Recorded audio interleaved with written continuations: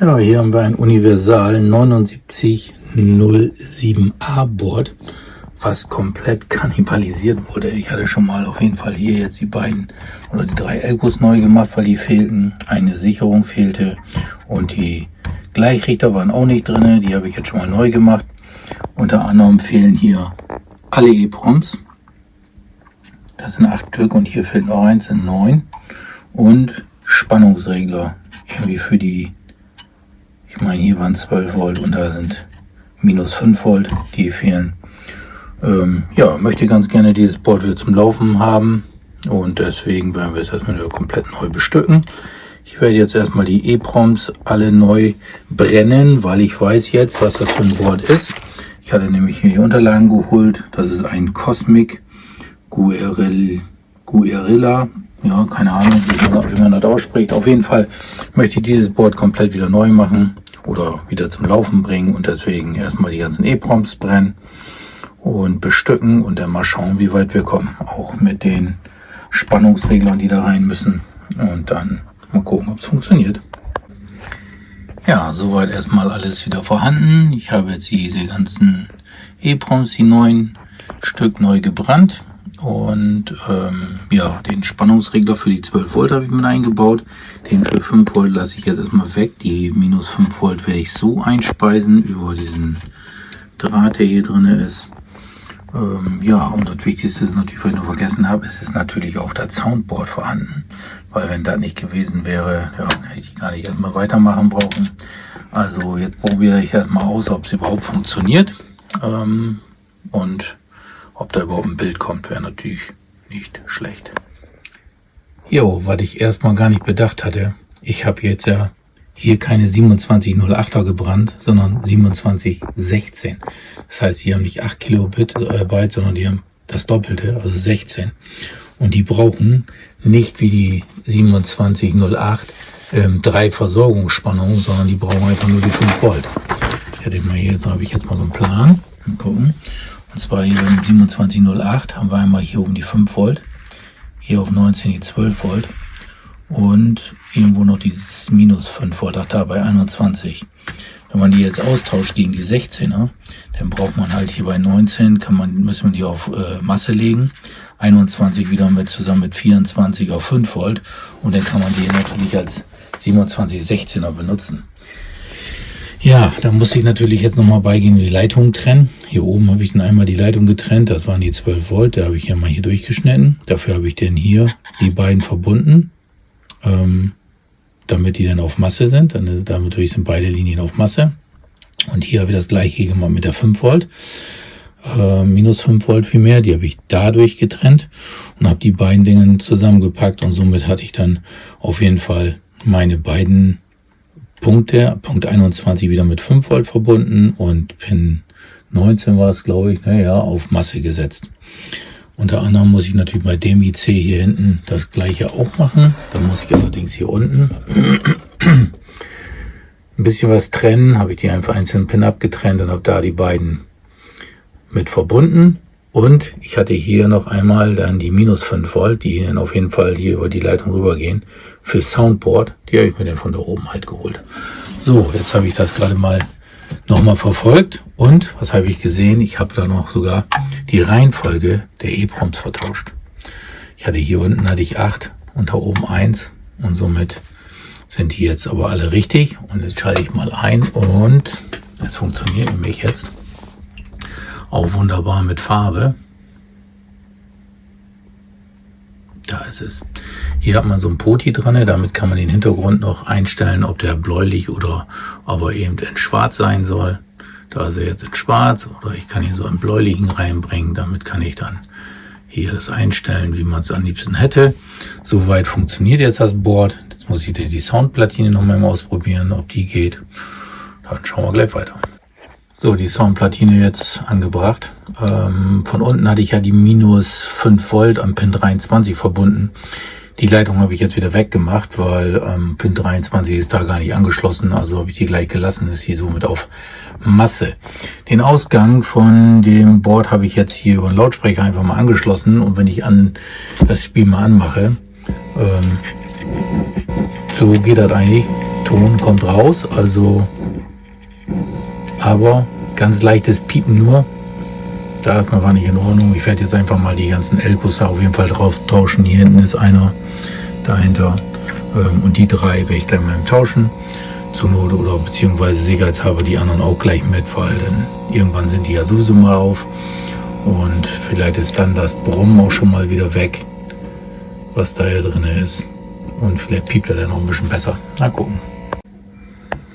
Ja, soweit die ganzen Elcos getauscht. Aber gebracht hat er nicht viel. Aber wenn man jetzt mal hinhört im Hintergrund, mal gucken, ob ich es lauter mache. Ja, das ist gerade das Bild. Wieder so, nicht das Spielbild da. So, ich weiß nicht, ob man es im Video hört. Immer wenn er schießt, dann kommt ein leichtes Piepen. Und messen kann man das auch. Das ist, wenn man hier guckt auf den Schallbildern, sind dann hier NE556 eingebaut, also 2 Flip-Flops, Monoflops, wie man die mal gerade schaltet, vorhanden, und die Ausgänge sind Pin 5 und Pin 9. Wenn ich jetzt hier mal drauf gehe auf Pin 9 und dann mal das Signal angucke und das Flugzeug, was eigentlich schießt, immer wenn er schießt, kommt das Signal. Also sind es auf dieser Leitung, die eigentlich zu dem Poti geht, für die Verstärkung, das Signal vorhanden. Aber hier unten ist eine Rauschunterdrücker, eine Muting. Und da müssen wir jetzt mal gucken, ob der nämlich aktiv ist. Das heißt, er ist nämlich hier hinten drin. Ist da, da ist der einzige Transistor, der drauf ist. Und da gehe ich jetzt mal gleich bei. So, weil ich das Signal oder den Pin 14, der hier reingeht, das Signal Muting an der Schaltung nicht gefunden habe, habe ich jetzt einfach mal diesen Widerstand hier hochgelötet. Somit schaltet der nicht durch und schon ist auf jeden Fall vom Schießen das Signal da, aber alles andere fehlt. Da müssen wir mal gucken, woran das liegt. Ja, wenn ich jetzt weiter gucke, und zwar haben wir hier ein LM324 und hier an dem Pin 5 kann man ein Signal messen, aber an 6 und 7 kommt nichts raus, und das ist ja gerade das Signal, was dann wieder auf den nächsten Verstärker geht, hier den nächsten Verstärker ansteuert und hier unten nochmal an irgendeinem Punkt was zusammenmischt. Und hier schon nichts rauskommt, gehe ich mal davon aus, dass der 324 kaputt ist hier. Ich kann es euch nochmal zeigen. An. Und zwar sollte da ja auf Pin 5 1, 2, 3, 4. Ich bin jetzt an Pin 5. An Pin 5 habe ich ein Signal. An Pin 6 ist nichts. Und Pin 7 genauso. Also gehe ich davon aus, wenn ich hier am 5 bin und das Signal da ist, dass der Verstärker kaputt ist. Ich werde den mal rausschmeißen. 324 rausgeschmissen. Und wenn er jetzt getroffen wird, ja,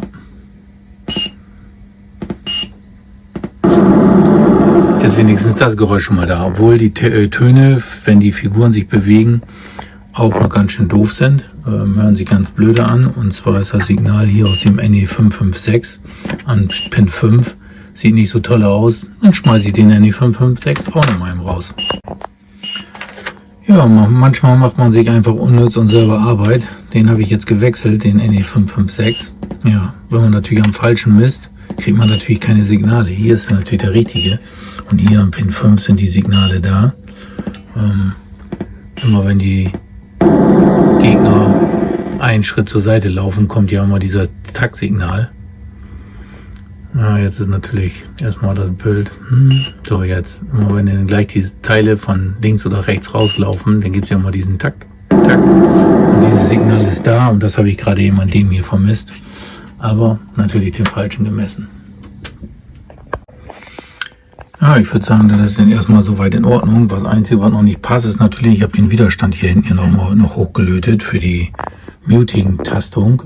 Da will ich dann gleich mal gucken, von wo das kommt. Ich löte den Widerstand jetzt mal ein. Kann natürlich auch sein, dass erst wenn man ein Coin einwirft, der dann anfängt, das freizuschalten. Das kann natürlich sein. Werden wir gleich sehen. So, um zu gucken, ob die Muting-Schaltung funktioniert oder ausschaltet, sobald wir Spiele drauf haben und spielen. Kredite habe ich schon mal 2 draufgepackt. Wenn wir uns hier den Plan so angucken, ist es ja so, dass hier Start auf Pin 13, 14 irgendwo ist. Das ist da bei Pin 13. Da ist auf jeden Fall dann Player 1. Das ist ja da oben. Dann können wir jetzt mal gucken, wenn ich starte, ob dann auf jeden Fall der Ton wiederkommt. So, das sind 3, 4, 5, 6, 7, 8, 9, 10, 11, 12, 13. Da ist der hier. Dann, wenn ich jetzt hier auf den Pin Masse drauf gebe, startet das Spiel. Aber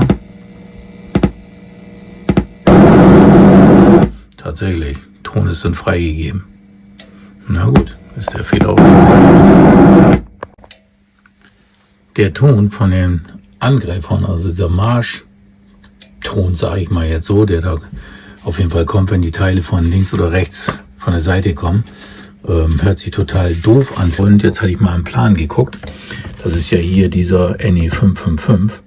Und wenn ich jetzt mal schaue, da oben soll, der ist hier, da soll normalerweise 0,1 Picofarad Kondensator mit drin sein in der Stufe. Jetzt hatte ich gerade mal geguckt auf dem Board, da wo die beiden Lötaugen sind, da müsste eigentlich einer drin sein. Der ist nämlich auch genau für den Ton zuständig. Ich starte mal eben. Gucken, ob sie jetzt vorlaufen. Dieses Tackern. Das ist nämlich dieses blöde Geräusch, weil ich sagte, das hört sich nämlich nicht vernünftig an. So, den Kondensator eingebaut und jetzt nochmal im Testen, damit man die Töne nochmal hört. Das ist jetzt schon mal ein ganz anderes Geräusch. Und nicht nur dieses Dup, Dup, Dup, sondern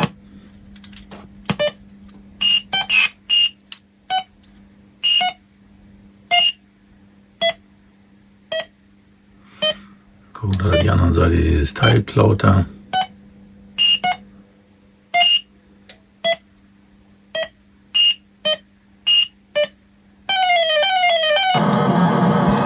Das hört sich gut an. Das Spiel nochmal einfach vernünftig testen, ob sie gut funktioniert. Lenkung habe ich jetzt angeschlossen. Lenken kann man. Ist natürlich mal mit einer Hand dann so gesehen zu spielen doof. Aber